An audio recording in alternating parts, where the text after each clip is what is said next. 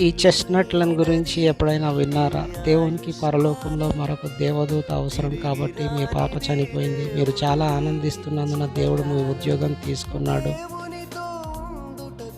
మీ కారును మీరు ఒక విగ్రహంలా చేసుకొని దానిని దేవుని కంటే ఎక్కువగా ఆరాధిస్తున్నారు కాబట్టి అది దొంగిలించబడింది. ఈ అబద్ధాలను విని మిమ్మల్ని మీరు మోసపుచ్చుకొనకండి. మరియు దొంగ ఎప్పుడు కూడా మిమ్మల్ని దోచుకోవడానికి మరియు హత్య చేయడానికి వస్తాడు. మీరు వాడిని ఎదిరించలేరు. మతం, ధర్మశాస్త్రానికి సంబంధించిన బోధన ఎప్పుడు కూడా యోబును ఉదాహరించేందుకు ఇష్టపడుతుంది. ఎందుకంటే ఆ వ్యక్తి స్వయం నీతిమంతుడు.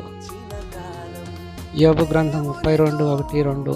యోబు తన దృష్టి యందు తాను నీతిమంతుడై ఉన్నాడని ఆ ముగ్గురు మనుషులు తెలుసుకుని అతనికి ప్రత్యుత్తరము చెప్పుట చాలించిరి.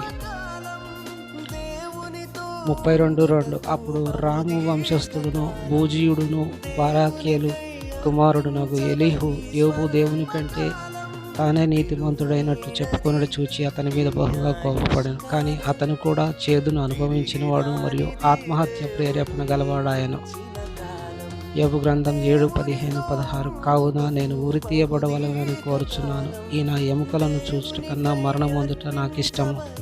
అవి నాకు అసహ్యములు. నిత్యము బ్రతుకుటకు నాకిష్టం లేదు. నా దినములు ఊపిరి వలెనున్నవి. నా జోలికి రావద్దు.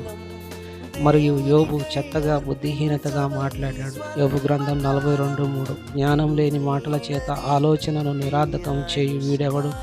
అలాగున వివేచన లేని వాడనైన నేను ఏమియో నెరగక నా బుద్ధికి మించిన సంగతులను గురించి మాట్లాడి తిని.